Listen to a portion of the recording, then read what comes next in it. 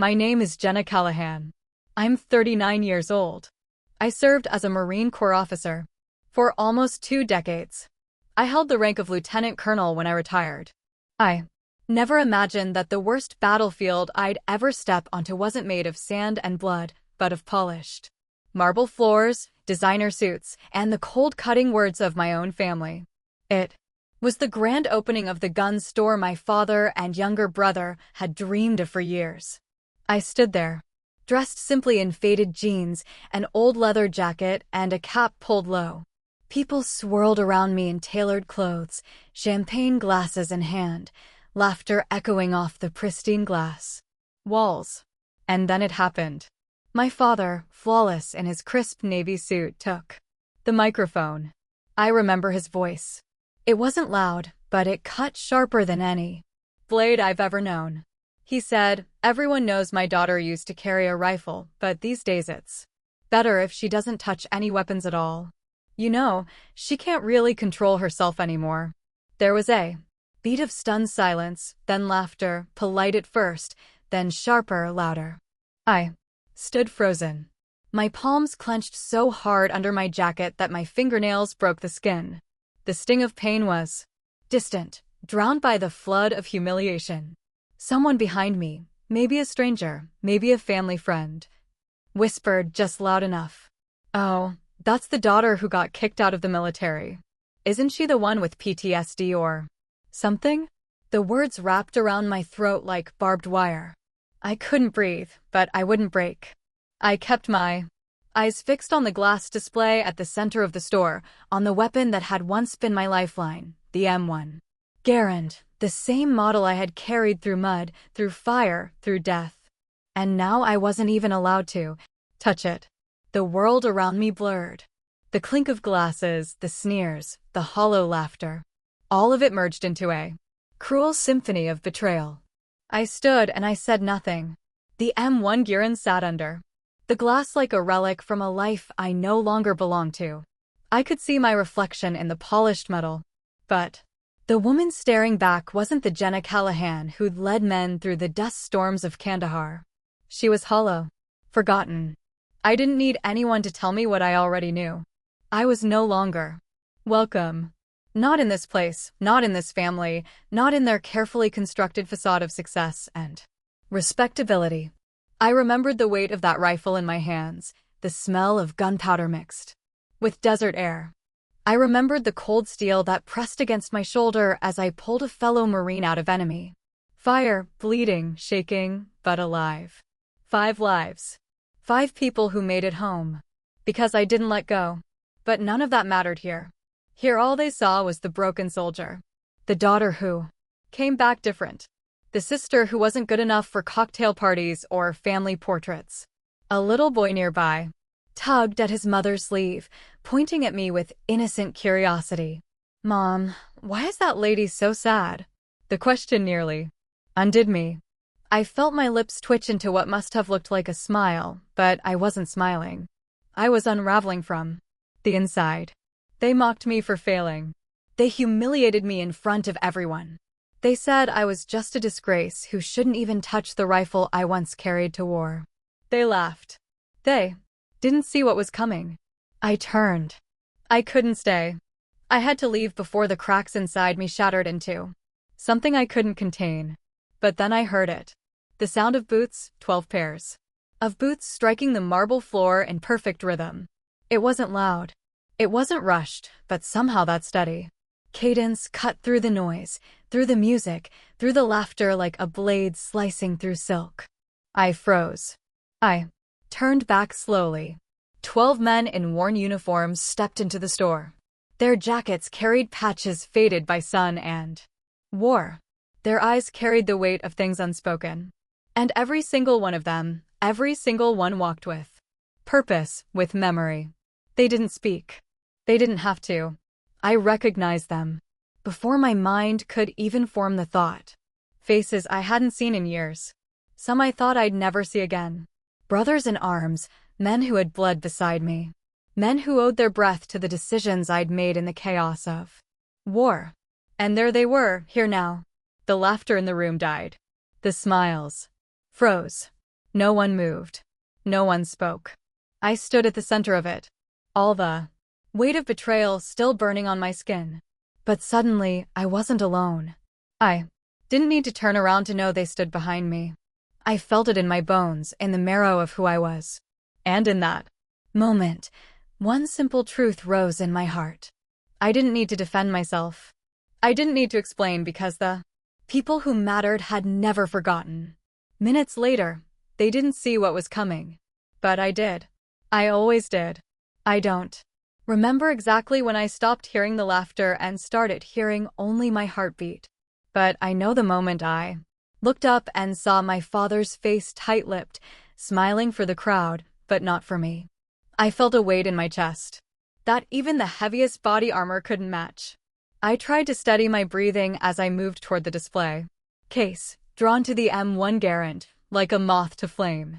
My fingers hovered just above the glass, trembling. I didn't want to hold it. I just wanted to feel close to something that once made me. And that's when my brother's voice cut through the air loud enough for everyone to hear. "Careful there," he said, forcing a laugh. "Wouldn't want you to have one of your episodes." The words hit like bullets. People nearby chuckled, some shifting uncomfortably, others smirking. My hand dropped to my side, but it wasn't over. My father stepped forward, clinking his glass to call for attention. "Let's take a moment," he announced, "to recognize the people who made this possible. My family." I stood still, breath shallow. He gestured toward my brother, my son. "Daniel," he said proudly. "The backbone of this store, the future of the Callahan name." There was applause, smiles, and then his eyes flicked to me, narrowing. And of course, my daughter, Jenna, once a Marine, now, well, he paused for effect as the crowd murmured. "Let's just say she's moved on.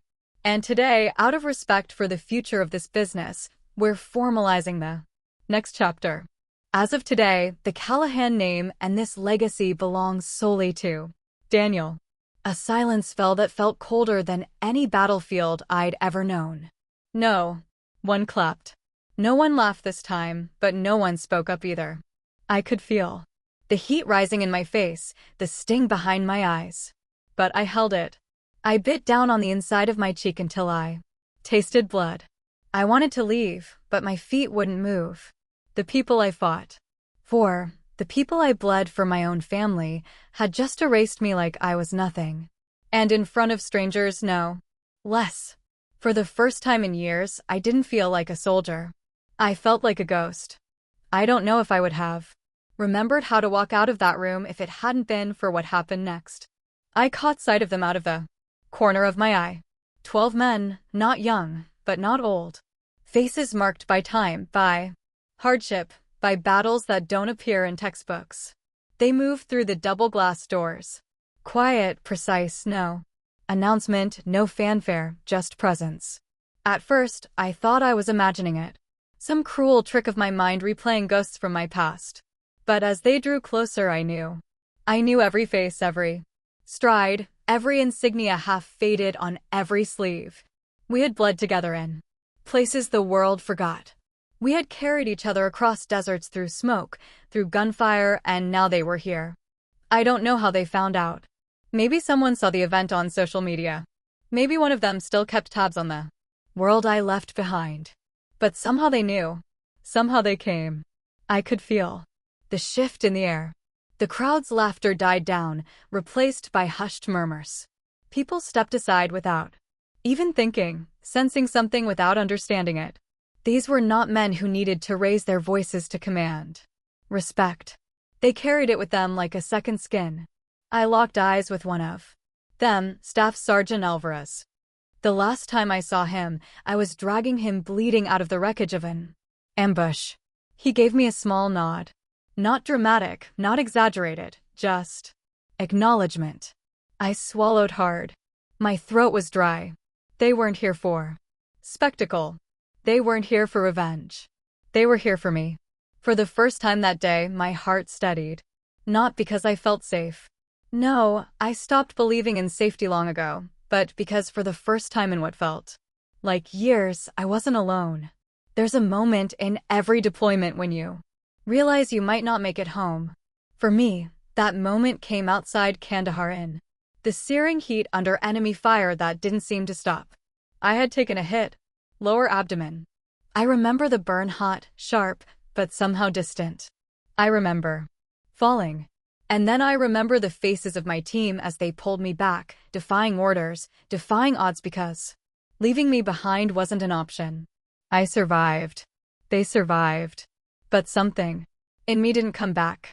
They pinned medals on my chest later. They called me a hero. But when the uniform came off and the medals gathered dust, no one cared. Not my father who said I should have stayed in college instead. Not my brother who joked about my meltdowns like I was some broken toy. I tried to rebuild. I tried to believe in family. I even told myself once that maybe, just maybe, if I kept showing up, they'd see me. They'd choose me. But they never did. Standing there in that store, I finally understood something I should have known long ago. Sometimes the war you fight at home leaves deeper scars than the ones you carry from the battlefield. And sometimes the people you call family are the ones who wound you most. I chose them once. I chose family over myself. But they never chose me back. And that realization hurt worse than any bullet I've ever known. I knew I should have left the moment the laughter started, but I didn't. I stayed. Maybe some small, stubborn part of me still believed there was something left to salvage, some thread of loyalty or love that hadn't been completely severed. I stood there frozen as my father cleared his throat again, lifting his glass like he was giving a wedding toast. "Ladies and gentlemen," he said, his voice smooth, full of polished charm. "Thank you all for being here on this special day. This gun store represents the culmination of hard work, family values, and vision." The word family tasted bitter. He smiled at the crowd, then let his gaze drift casually, deliberately toward me. The pause stretched long enough for people to follow his eyes, long enough for every set of eyes in that room to settle on me. "Of course," he continued, "not every journey is the same. Some of us stay the course. Some take detours." Soft laughter rippled through the audience. My heart pounded. My hands stayed locked at my sides. He went on, his tone light but cutting. "My son Daniel has been the backbone of this venture. His dedication, his integrity, his loyalty. He embodies everything I could have hoped for in the next generation of the Callahan name." There was polite applause. I didn't move. Then his smile faltered just slightly as he shifted toward me. "And then there's my daughter," he said. His voice dipped quieter but sharper. "Jenna." The sound of my name was a slap. "A soldier once," he added. "But as you can see, life takes its toll. Some people come back different."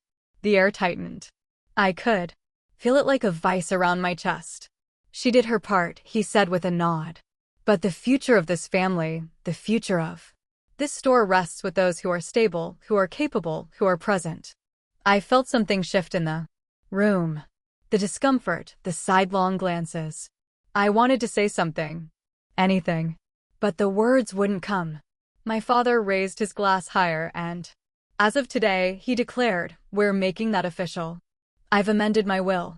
The Callahan named this business the legacy. It all passes to Daniel from this day forward." Silence, then a few claps. Awkward, uncertain. Some people smiled stiffly, others avoided my eyes. My brother Daniel grinned. Smug. He patted my father on the back like he'd just won something. He didn't look at me once. I swallowed hard. The air tasted sour. Metallic. I caught my reflection again in the glass case. The M1 Garand gleamed under the spotlights. I remembered the first time I held one. I remembered pulling the trigger with hands steadier than I'd ever thought possible. I remembered saving lives, holding a perimeter under fire for 12 straight hours with blood running down my side. But none of that mattered now. Not to them. A low murmur buzzed through the guests. I heard the words without fully processing them.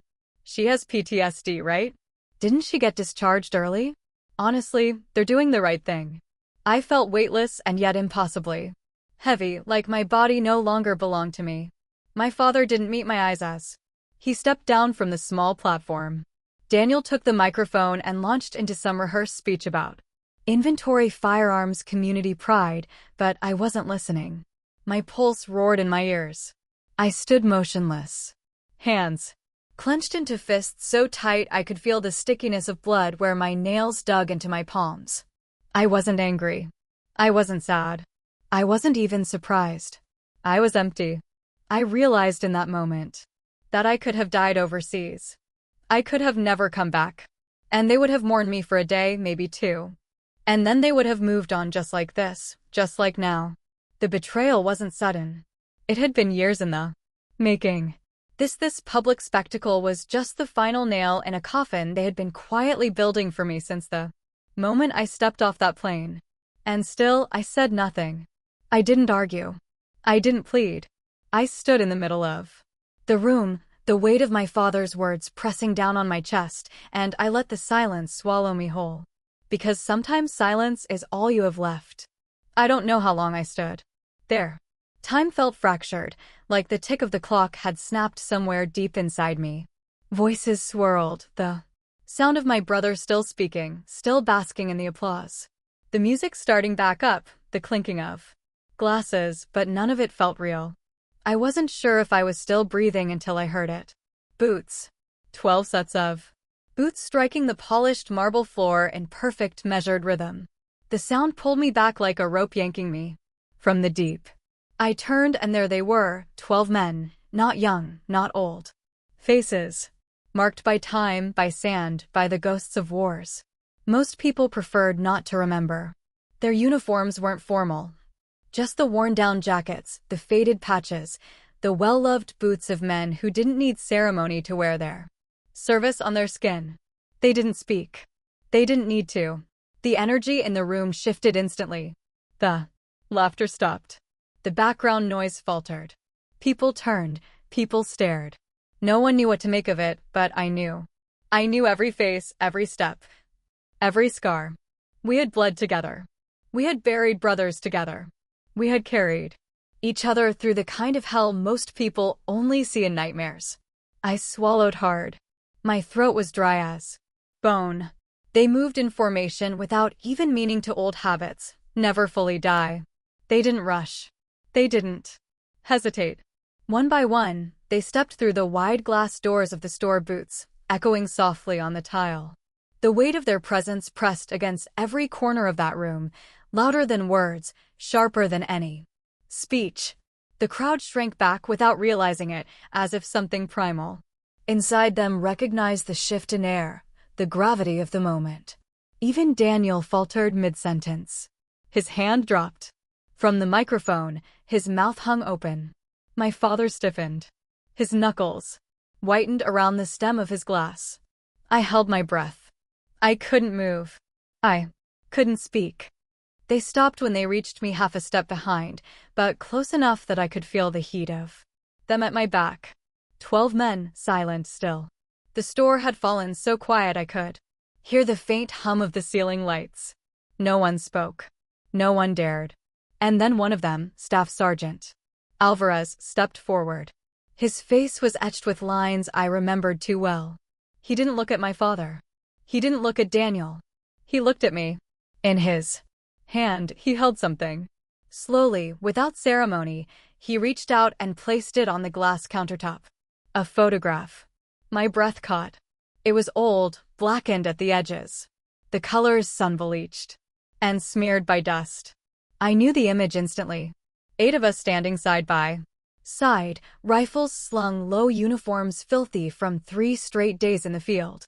Faces stray with dirt and sweat, but smiling. I was there, center frame, arms crossed, a smirk on my face that didn't belong to this version of me.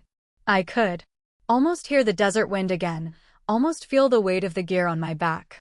A soft murmur rippled through the crowd. "What's that?" someone whispered. No one answered. Alvarez stepped back, without saying a word. Another Marine, a man I barely recognized until his eyes met mine, reached into his pocket and set down something else beside the photo. A patch frayed, singed at the edges. Our unit insignia. I blinked. My vision blurred. I remembered that patch. I remembered how it got burned. I felt my knees go weak for a second, but I stayed upright. The message was clear. Without a single word, without a single raised voice, they had spoken. They were here for me. I didn't need to explain myself. I didn't need to justify who I was. They knew. They had always known. The room remained frozen. Dozens of strangers staring wide-eyed, shifting uncomfortably, unsure whether they were witnessing a private moment or standing at the edge of something far bigger than themselves. My brother's face had gone pale. His hands trembled slightly as he set the microphone down. My father. I watched his eyes. For the first time in years, I saw something crack behind them. Fear, shame, I couldn't tell. But it didn't matter. I was no longer standing alone. And every single person in that store, every single person knew it. I didn't know what would happen next. I stood there still as stone with 12 Marines behind me and the weight of years pressing down on my chest. I could feel the eyes of every single person in that room. They weren't laughing anymore. And then one of them moved. Sergeant Alvarez stepped forward again, slow, deliberate. He didn't say a word. Instead, he reached into his pocket and pulled out something small, a phone. He tapped the screen once, twice. Then he gently placed the device on the countertop right next to the photograph. And the burned patch. The video was already playing. No one spoke. The room shifted. People leaning in curiosity overriding discomfort. The footage wasn't crisp. It was shaky, grainy. Recorded from a helmet cam or maybe a handheld in the middle of chaos. But it didn't need to be clear. I knew exactly what it showed. The sound hit first. Gunfire, explosions, men shouting. Orders, panic, adrenaline, survival, and then the image sharpened just enough. There I was, dragging 2 bodies through the dirt, bullets ripping past. I could hear my own voice, desperate, screaming for cover, screaming for help. I saw the moment I dropped to my knees, pulling Sergeant Alvarez behind a crumbling wall. I saw the blood, the dust. I saw myself rip my own jacket off, press it against the wound, all while firing one-handed at the ridge line above us. Someone gasped in the room. Someone else muttered, "Oh my God." I stood motionless, my hands at my sides. I hadn't watched this footage in years. I had forgotten most of it. Or maybe I had forced myself to forget. But the evidence was there, inescapable, undeniable. The video played on showing. The rest of my team, battered and bloodied, crawling to safety behind me.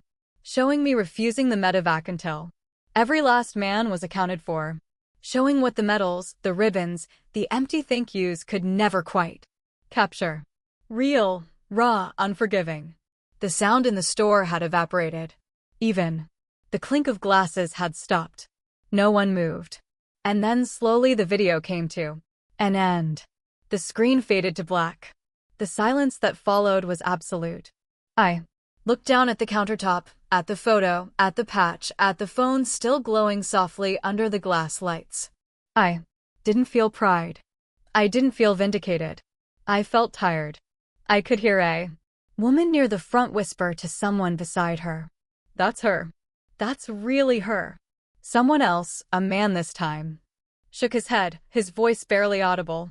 "She saved them. All of them." But I didn't lift my eyes. I couldn't. My heart pounded so loudly I could barely think. I remembered every scream, every wound, every name. I remembered the weight of Sergeant Alvarez's body slumped across my lap as I kept pressure on the wound.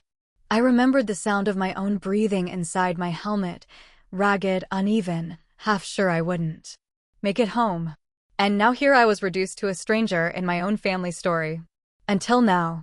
The shift was slow but palpable. I could feel it in the way the guests looked at me differently. No longer with pity or mockery, but with something else, something closer to respect or maybe guilt. I lifted my eyes finally. Saw my brother Daniel, his face pale, his hands trembling at his sides.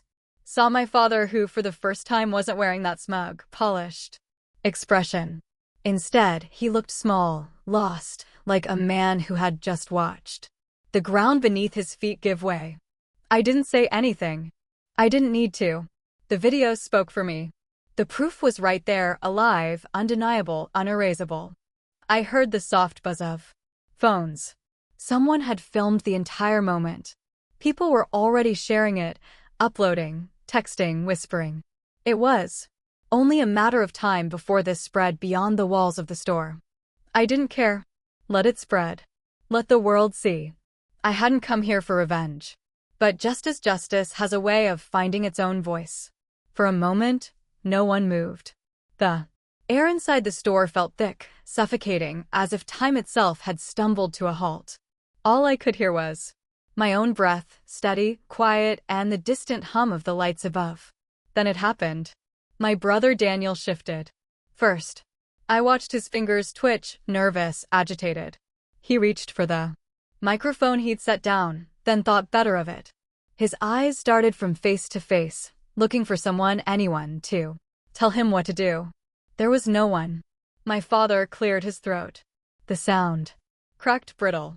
He forced a tight smile, the same kind of forced charm I'd seen him wear at country club fundraisers and political dinners.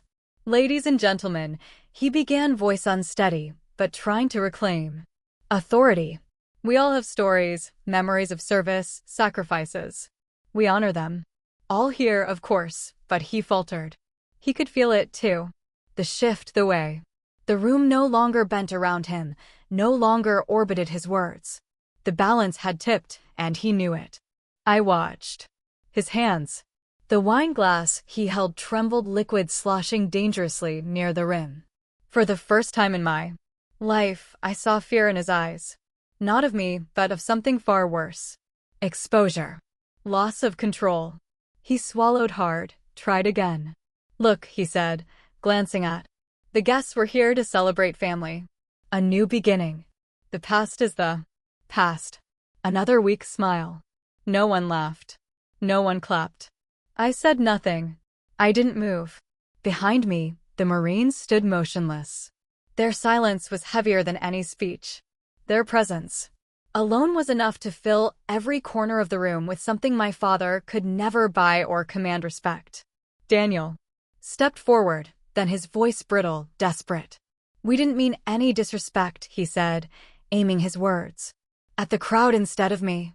It's complicated, family stuff. His eyes flickered to the video, still playing silently on the phone, the burned patch, the photograph. His jaw clenched. I saw at the exact moment when panic started to eat at the edges of his composure. The way his breath quickened, the way his hands refused to stay still. He wasn't sorry. Neither of them were. They were afraid. Afraid of the story. Slipping beyond their control, of the whispers already spreading, of the phones discreetly raised by some of the guests. Now recording, uploading, sharing. And it was too late. One of the Marines shifted his stance slightly behind me. The soft creak of leather breaking the stillness. He said nothing. None of them did. But their silence was deliberate. Sharpened by years of discipline. I felt their weight at my back, steadying me without a single word. I kept my eyes on my father. His mask cracked further. I saw in the tight line of his mouth and the sweat beading at his temple. He knew. He knew the moment had slipped through his fingers. There was no speech that could fix this. No clever redirection. No charm offensive. For years they had made me small. For years. They had rewritten my story in their image, painting me as the broken one, the burden, the failure. But now, the truth stood right beside me, and the weight of that truth was undeniable. The room remained still. Some of the guests shifted awkwardly, some avoided my eyes entirely, but I felt it in the air. The power had shifted permanently. I didn't need to say anything. I didn't need to scream, to point, to accuse. The facts stood on their own, and my family, my so-called family, stood exposed. I held my head high, and I stayed silent. I don't know how long the silence held. The weight of it pressed against my skin, against the breath in my lungs. I could feel the way the crowd shifted. Restless, uncertain, caught between the remnants of my family's charade and the undeniable presence of the men standing behind me. And then quietly one of them spoke. It was Sergeant Alvarez. His voice wasn't loud. It didn't need to be. "She saved us," he said simply. The words cut through the air like a blade. I could see the way heads turned toward him, drawn in by the calm certainty of his tone. He didn't look at the crowd. He didn't look at my father or my brother. He looked at me. His eyes were steady, the kind of steady only those who've seen the worst of the world can carry. "She pulled me out when the others thought I was already gone." He continued, "Enemy fire was everywhere. No backup, no cover. I was bleeding out. She didn't leave me. She carried me." He paused. "Without her, none of us would have made it back." The room stayed frozen. No one spoke. No one moved. The only sound was the faint hum of the store's overhead lights and the shallow breathing of people realizing too late that they had been standing on the wrong side of something that mattered. I didn't say anything. I couldn't. The memories were too sharp, too alive. I could still feel the desert wind hot and dry against my skin. I could still smell the gunpowder, the blood, the sweat. I remembered the weight of Alvarez's body over my shoulder, the strain in my legs as I dragged him through sand and stone, the searing pain in my side from the round that had torn into me, the warm rush of blood I tried to ignore. I remembered the moment I truly thought it would be the last thing I ever did. But I didn't stop. I didn't give up. And hearing him say it now, hearing those words spoken aloud not by me but by someone who had lived it alongside me, something inside me shifted. I lifted my eyes and met his gaze.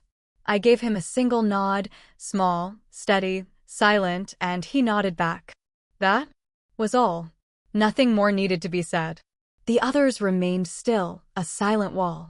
At my back, I could see the confusion, the unease rippling through the crowd. They didn't know how to process what they were witnessing. It wasn't a confrontation. It wasn't a fight. It was truth. Undeniable, unshakable. And I stood in the center of it, finally seen. Finally remembered without a single word. I left the store before the whispers turned into full conversations. I didn't look back. I didn't need to. The weight of it clung to me as I stepped out into the fading afternoon light. The laughter that had died. The words that had hung in the air too long. The faces that couldn't meet my eyes anymore. But the story didn't stay behind those glass doors. It never had a chance. I didn't know who filmed it. I didn't know who shared it first. But by the time I reached the end of the street, my phone buzzed in my pocket. And then again and again. I didn't check it. Not at first. I kept walking, one foot in front of the other, muscles stiff, heart pounding in the rhythm of footsteps I couldn't shake from memory. I found myself on a park bench 2 blocks down. I sat there for a long time, barely breathing, barely moving. The weight of the day pressed down on my bones like gravity itself had thickened. It wasn't until the sun dipped lower, casting everything in gold and shadow, that I pulled my phone from my pocket. Dozens of notifications, messages, missed calls, links. I tapped the first one without thinking. There I was. Grainy footage. The store, my father, my brother, the Marines, and then the video. The video of me dragging Alvarez through fire, holding the line, bleeding, fighting, refusing to fall. The caption read, "When you disrespect one, you disrespect them all." I felt something cold settle in my chest. I scrolled and scrolled. The video had already been shared across multiple veteran forums. A National Veterans Association page had reposted it with the headline, "A Forgotten Hero." People were commenting, dozens, then hundreds. "She's a real one. That family should be ashamed. Thank you for your service, ma'am. We see you."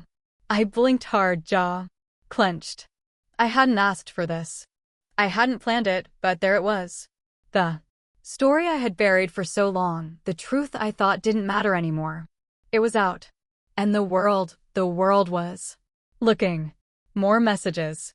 An old squad mate I hadn't heard from in years. "Is this you? Damn proud if it is." A woman I didn't know. "My husband served. Thank you for what you did." The notifications kept coming. I didn't cry. I didn't smile. I just sat there breathing, trying to understand what it meant to be seen again. Somewhere behind the screen, the story was spreading faster than wildfire. People were outraged, not just veterans, but civilians too. Men and women who understood what it meant to give everything and come home to nothing. I saw headlines starting to appear. Marine veteran humiliated at family event. Rescued lives now rescuing. Her name. Hero or outcast. Viral video sparks national debate. I could imagine the chaos unraveling back at the store. My father's tight smile collapsing. Daniel's empty eyes flickering. The carefully constructed image they had built around themselves shattered, and I wasn't even there to see it. I leaned back against the bench, closed my eyes. The wind stirred my hair. For so long I thought I had to carry the weight of my story alone. For so long, I thought silence was the price of survival. But sometimes silence isn't strength. Sometimes the truth, raw, unedited, undeniable, speaks louder than any defense ever could. I scrolled. Again. The numbers had doubled, tripled, thousands of views, thousands of comments. Veterans sharing their own stories of being dismissed, forgotten, disrespected. Families speaking up, strangers offering words I never thought I'd hear again. You matter. We see you. Thank you. I let the phone fall to my lap. I exhaled slowly. I wasn't looking for fame. I wasn't looking for revenge. All I had ever wanted was simple. To be remembered, to be seen as more than the broken pieces others chose to focus on. And now, without my voice, without my intervention, the world had done it for me. The Marines hadn't needed to speak. I hadn't needed to raise my voice. The truth had always been enough. It just needed eyes willing to see it. And now, the whole country was watching. I didn't go back to the store. I didn't need to. But the images of what happened after spread almost as fast as the original video. Someone had recorded it, blurry footage from the far end of the showroom.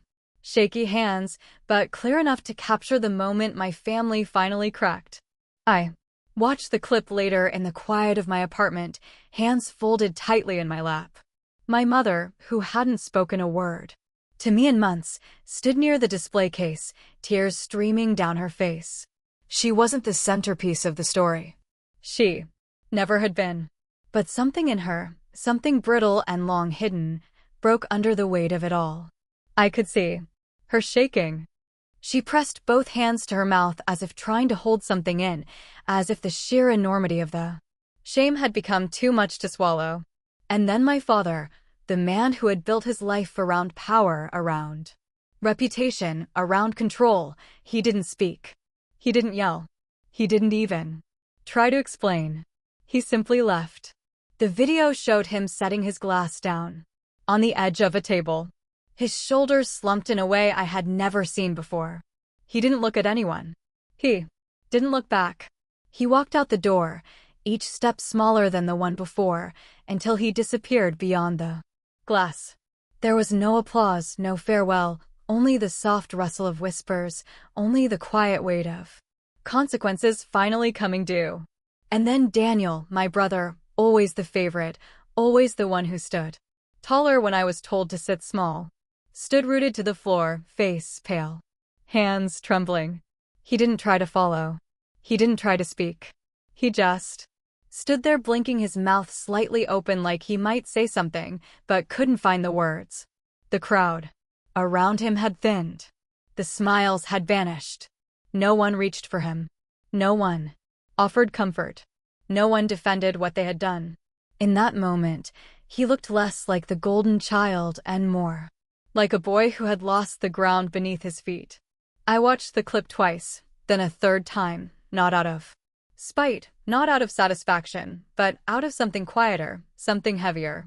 I thought for a long time about the weight of the uniform, the weight of choices made far from home in the dark, in the dust, and the weight of returning to a place where you're no longer seen for who you are, but only for what you are not. My family had rewritten my story a long time ago. They had carved out the parts that made them uncomfortable and left only the hollow shell of someone they could dismiss. But The truth has sharp edges, and when it finally cuts through, there's no going back. The internet didn't care about our last name. The veterans who rallied online didn't care about my family's standing in the community. The strangers who commented, who shared, who whispered. They saw something my own blood never did. They saw me. And somehow that mattered. I set the phone down gently. I didn't feel joy. I didn't feel victory. I felt release. The years of silence, the weight of being unseen. The endless ache of betrayal. Something inside me loosened. Not because they had changed. Not because they had asked for forgiveness, but because for once the world saw the truth and I didn't have to carry it alone anymore. I don't remember standing up. I don't remember walking away from the park bench where I first saw the video. But somehow I ended up back at the old diner near my apartment. The place where no one knew my name and no one asked questions I didn't want to answer. I sat in the corner booth, the same seat I always took, hands wrapped around a chipped coffee mug I hadn't touched. The Marines found me there. Of course they did. I heard the bell over the door chime. I didn't need to look up to know who it was. The weight of their presence had always been unmistakable. They didn't make a scene. They didn't speak at first. They just stood at the entrance in quiet formation like they had done so many times in the past in places far from this quiet stretch of road. After a long moment, one of them, Alvarez, stepped forward. "Jenna," he said softly, his voice carrying the rough edges of someone who'd seen too much, but still carried the pieces of it with grace. "Do you want to say anything?" The question was simple, honest, the kind of question that deserved an answer. I looked up at them, at the 12 faces that had stood beside me in more ways than one. Men who had seen me at my worst, who had trusted me when trust was all that stood between life and death. I met Alvarez's eyes. I could have spoken. I could have explained, justified, unspooled, the years of bitterness and betrayal. I could have voiced the words I'd swallowed down for far too long, but I didn't. I felt my lips pull into the smallest hint of a smile, soft, tired, real, and I shook my head once. "No need," I said quietly, my voice barely above a whisper. "I don't need to." He held my gaze for a beat. Longer. Then he nodded. The others moved closer, not to sit, not to crowd, just to stand nearby, silent, steady. No speeches, no grand declarations, just presence. And somehow that was enough. The truth was already out there. The story had already taken flight, carried by voices I didn't even know existed. For the first time in years, I didn't have to explain who I was or what I'd done. I was tired of defending myself to people who never really wanted to understand. Some battles aren't won by fighting. Some battles are won by simply refusing to sink. I wrapped my hands tighter around the coffee mug, the warmth barely reaching my skin. They stayed for a while, quiet, unmoving. No one spoke of the video. No one mentioned my father, my brother, or the store. We sat in the stillness, and I realized something that made my chest ache in the best possible way. I wasn't alone. Not anymore. And in the end, that was all I ever needed. The days that followed felt surreal. I had thought naively that the moment would fade, that the attention would pass, that people would move on as they always do. But instead, the story caught fire. It wasn't just one video anymore. It was dozens. Different angles, different captions. Some people posted the moment the Marines walked in, calling it the silent salute. Others shared the combat footage, giving it titles like, "She saved them all." Within 24 hours, national news outlets picked it up. Within 48, I was everywhere. Headlines, podcasts, interviews I never agreed to. I watched it unfold from my living room. Muted. Television, scrolling phone, endless notifications. Some called me a hero. Some called me a disgrace. And everyone had an opinion. I didn't respond. I didn't comment. I just watched. The division was sharp and fast. Veterans, military families, and ordinary strangers flooded the comments with support. "She's one of the good ones. She deserves respect. This is shameful. She bled for this country. But not everyone was kind.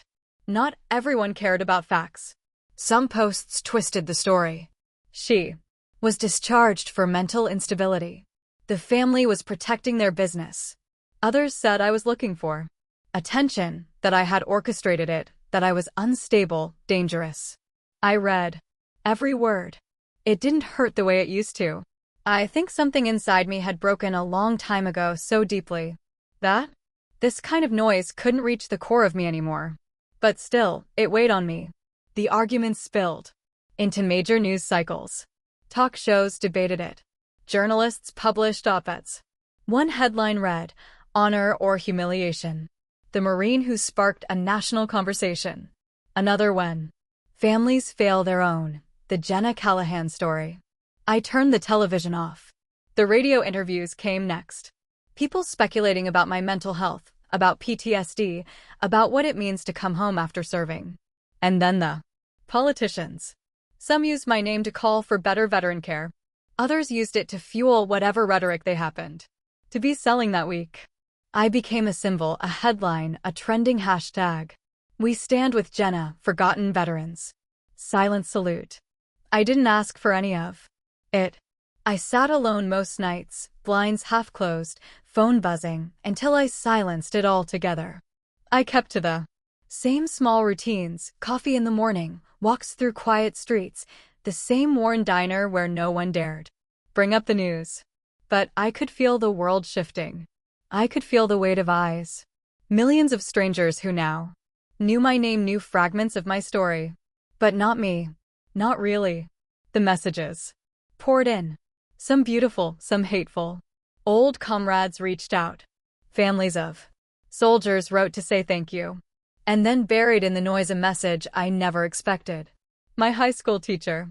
A woman who had once told me I'd never fit the mold of success. She wrote, "I was wrong. You made a difference. Thank you for your service." I stared at that message longer than any headline. The weight of it all pressed against me, not because I wanted their validation, but because for the first time, the world was speaking the truth out loud. Even as the debates raged, who was right, who was wrong, something deeper had cracked open. A conversation about dignity. About the way we discard people when their stories no longer fit the image we prefer. I didn't need to win the argument. I didn't need every voice on my side. I just needed to know I wasn't invisible anymore. And somehow in all the noise and all the mess, I knew that part was finally true. A few days later, after most of the headlines had begun to fade, I found myself standing in front of a small storefront window, not the gun store, not anything familiar, just a quiet little place on the edge of town. I had gone for a walk without thinking about where I was headed. I needed air. I needed quiet. And there, through the glass, I saw her, a little girl, no more than 7 or 8. Her hands pressed gently to the glass of a display case. Inside was an old rifle, restored, polished, sitting untouched beneath soft museum lighting. She didn't tap on the glass. She didn't point or shout. She just looked, wide-eyed, curious. Her small fingers traced the air above the weapon as if she could feel the weight of its history without ever touching it. Her mother stood a few feet behind, watching her with that mix of patience and tenderness only a parent carries. I don't know what made me stop. I don't know what made me stay. But I stood there unmoving as something inside me shifted. For the first time in days, I didn't think about the headlines. I didn't think about the betrayal or the noise or the endless stream of strangers deciding who I was based on a 30-second video. I thought about her, about what it meant to grow up in a world where symbols of war and sacrifice sat behind glass, untouchable, unexplained, about how innocence could still exist in places where I thought it had long since disappeared. The little girl smiled at something only she could see. Maybe imagining a story, maybe building worlds in her mind that had nothing to do with the weight of reality. And I smiled, too. Soft, unplanned, the kind of smile that reaches the eyes without force. She turned her head briefly, her eyes meeting mine through the glass. She didn't look away. I raised one hand in a small wave. She mirrored the gesture, her tiny fingers fluttering awkwardly, but sincere. Her mother smiled, too, offering me a polite nod before gently guiding the girl away. I stood there for a while longer, watching the empty space, where they had been. And somewhere deep inside, I felt something quiet settle back into place. In that moment, I thought, sometimes protecting something isn't about shields or weapons or loud defenses. Sometimes protecting means preserving the things that are still pure, still untouched, still whole. The kind of things worth carrying forward, even when the world tries to strip them away. I exhaled slowly, and I kept walking. It came in the mail 2 weeks later.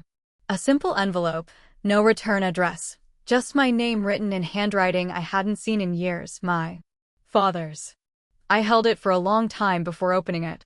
Part of me wanted to toss it in the trash without reading a single word. But curiosity, no, something deeper, wouldn't let me. Inside was a single sheet of paper. No grand speech, no legal jargon, just one paragraph. Written in careful, deliberate script. Jenna, I've spent my entire life building things I thought mattered. Businesses, reputations, a legacy I once believed was worth protecting above all else.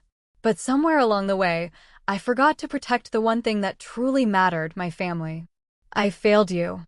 I failed us. And for that, I am deeply sorry. The will has been amended. You were always meant to be part of it. I hope one day you can forgive me. Dad, I read it once, then again. The words didn't hit me the way I thought they would. I wasn't angry. I wasn't moved. I just felt empty. The damage had already been done. And while I knew the apology was real in its own way, I also knew it came from a place of desperation, not transformation. The weight of public judgment had forced his hand. The outrage, the headlines, the viral images. They had cracked something he'd spent a lifetime reinforcing. But it wasn't for me. Not really. I folded the letter fully and set it aside. I didn't call. I didn't write back. I didn't need to. The will might have been amended. The words might have been written, but some things can't be undone. I wasn't angry anymore, but I also wasn't theirs to claim. Sometimes forgiveness isn't about opening the door again. Sometimes it's about choosing not to carry the weight forward. I let the letter sit untouched on my kitchen table. And I didn't read it a third time. I don't know how long I sat in front of the old wooden box. It was small, scuffed at the edges, the brass hinges tarnished from years of neglect. An ammunition box I had carried through 2 tours. I'd kept it all these years without knowing why. Inside were fragments of another life. Patches, medals I never displayed, photographs from years that no longer felt real. And there in the corner sat the family ring. A simple gold band engraved with the Callahan crest.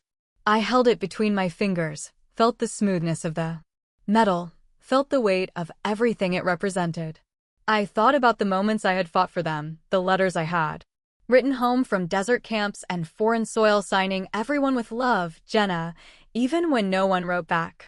I thought about the birthdays missed, the empty seats at ceremonies, the silence when I came home, and I thought about who I had become despite it all. I closed my hand around the ring. For a moment, I almost felt the urge to put it back on, to give it one more chance to mean something, but then I exhaled, slow, steady. I set the ring gently into the box. I closed the lid and I locked it, not with anger, not with bitterness. With finality. Some doors don't need to be slammed. Some don't need to be kicked open or sealed shut in rage. Some simply need to be closed. I placed the box on the highest shelf in my closet, out of sight, out of reach. And I walked away. Lighter, not free, but lighter. And sometimes that's enough. Maybe your story is different from mine. Maybe you've never stood in a room full of people and felt the weight of being erased. Maybe you've never carried the kind of scars that don't show on the skin. But I know this. We all carry something. We all know someone who's been forgotten. Someone who gave everything, time, love, sacrifice, only to come home to silence. A neighbor, a teacher, a parent, a friend, and Sometimes the most powerful thing we can do is remember them, say their names, tell their stories. Because silence can be heavy, but it can also be shared. So, I'm asking you, if someone came to mind as you listen to this story, write their name in the comments. Tell us who they were. Tell us what they meant to you. Give them the voice they may not have had. Let this be more than just another video. Let it be a moment where kindness still matters, where dignity still matters, where we remember that behind every headline, behind every uniform, behind every quiet face in a crowd, there's a life worth seeing. I don't need to be the loudest voice in the room. I never have. But sometimes silence is an answer too. And sometimes the strongest thing we can do is not need to speak at all. Before I say goodbye, I'd love to know, where are you listening from? Is it a quiet morning with a warm cup of coffee, or a late night where stories like this keep you company when the world feels too still? Share with us in the comments. I promise we read every single one with gratitude. And if this story touched your heart, I hope you'll consider subscribing to this channel. Not just to hear more stories like mine, but to be part of something gentle, a place where kindness still exists, where healing is possible, where second chances are real. Thank you for spending this time with me today. Wherever you are, I hope you carry this story with you. And remember, sometimes the miracle doesn't knock, it waits quietly until you're ready to open your heart. Take care. I'll see you in the next story.